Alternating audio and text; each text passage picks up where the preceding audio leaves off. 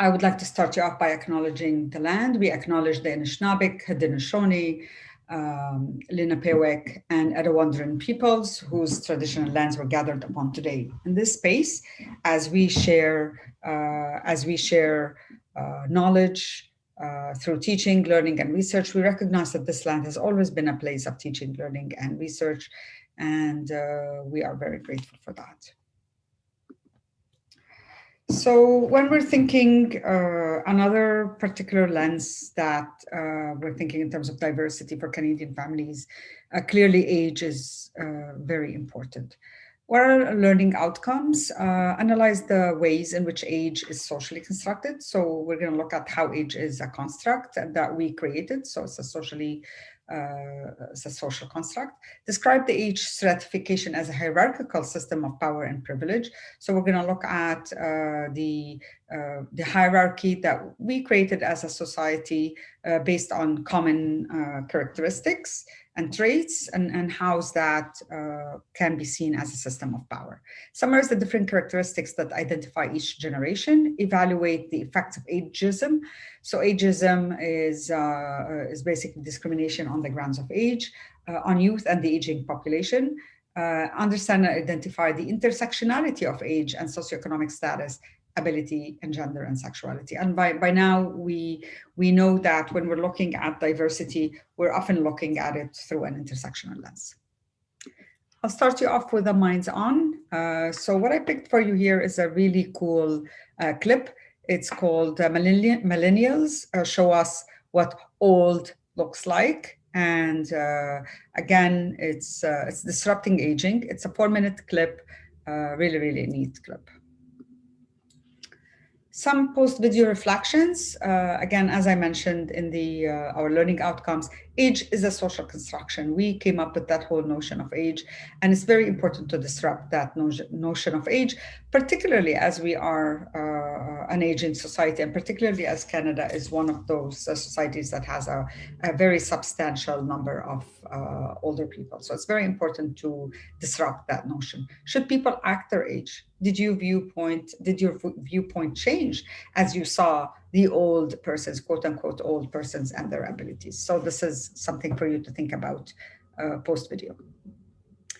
What we have here is a chart that shows the generational divide and age stratification in Canada. So you have to remember that this is a stratification, not necessarily in different parts of the world, but this is more in how we see it in terms of the different groups or generations in Canada. So we have the traditionalists, we have the baby boomers, and as you can see, it shows you percentage of Canadian population. And as you can see, the baby boomers are a substantial percentage, 28.6%.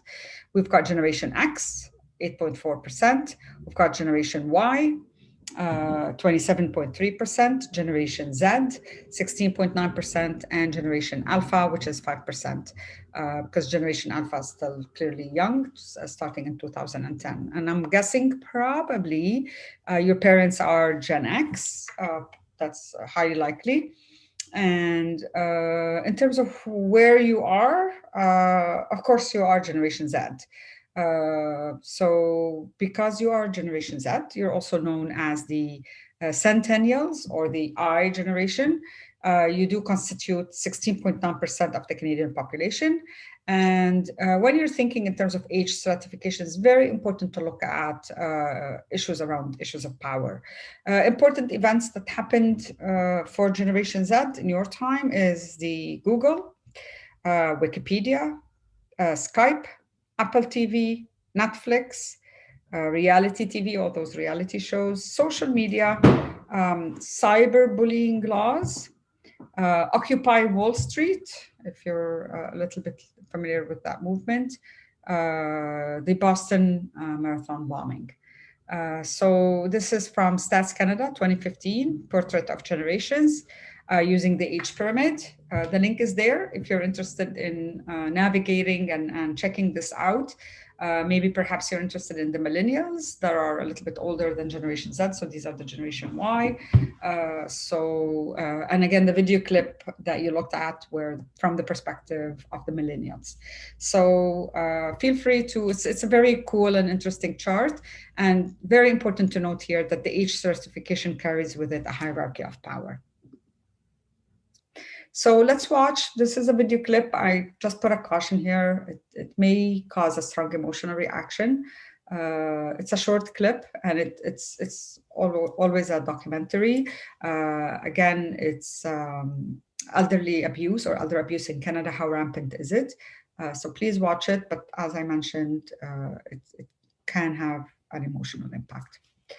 So how do we combat ageism? So we know that it exists. We know it's in the system. How do we deal with it? So what are the differences between the various generations? We looked at that chart, and we noticed that each generation had its unique characteristics. We always talk about the baby boomers because the baby boomers were the biggest group in Canadian history, the highest percentage. Why is that? And of course, you probably have the adequate background around baby boomers. So this is when, after the Second World War ended, the men and women, but mostly the men that went to war, came back, and a lot of people wanted to start families and get married. And some of them came back with war brides and already had children, but a lot of them also wanted to start families. So this is where we saw a lot of children, and this is where all the baby boomers, where it's reflective of a society that's prosperous. People are tired of the war. People want to bring more money and family and prosperity, etc. So, and people still talk about the influence of the baby boomers in terms of the workforce, and why can't the baby boomers retire and free up some of the jobs? So clearly, when we're thinking in terms of difference between various generations, often there are power issues. Are there ways to bridge the differences so that the different generations can work and socialize together? And this is a look that we need to look at it. May not be very common in Canadian society. As we look around us, we tend to be more husband, wife, and children, or two partners and children. And that notion of an extended family is not very common in our Canadian culture.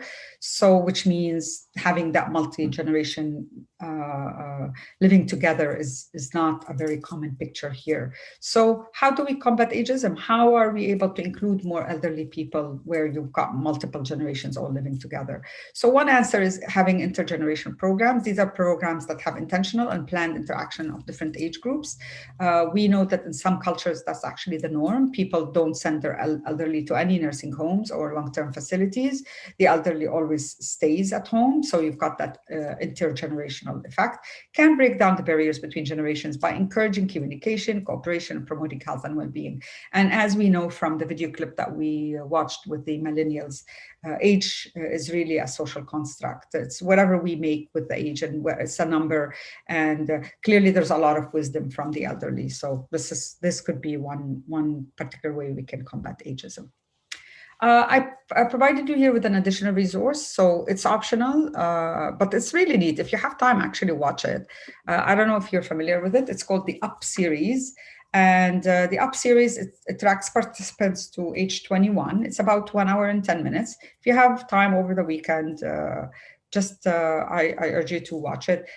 You've got up to age 21, you've got up to age 56. So this is basically, just to give you a bit of a background. So this is from 7+. So these are children at the age of 7 and onward. And these were children that were followed until they hit the age 21. I picked the age 21 for you because that's probably a meaningful age for you.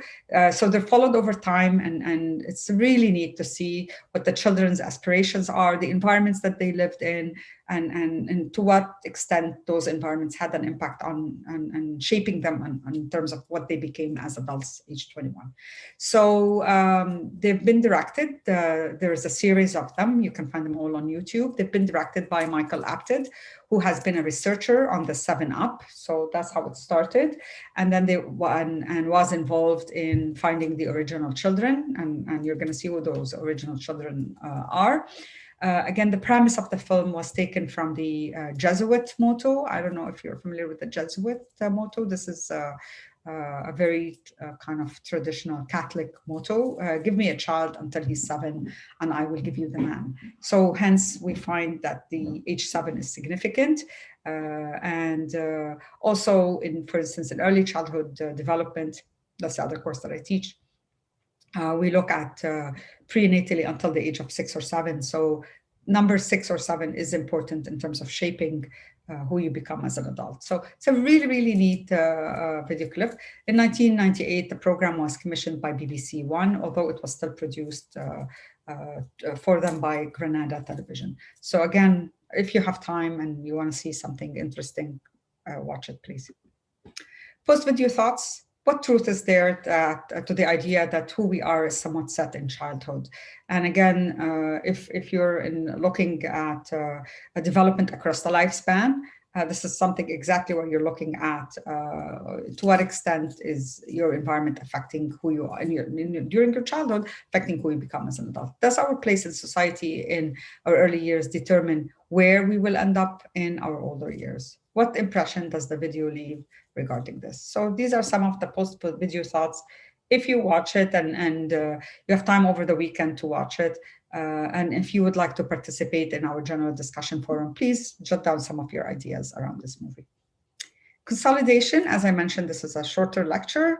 To consolidate our learning, I invite you to share your experiences and reflections.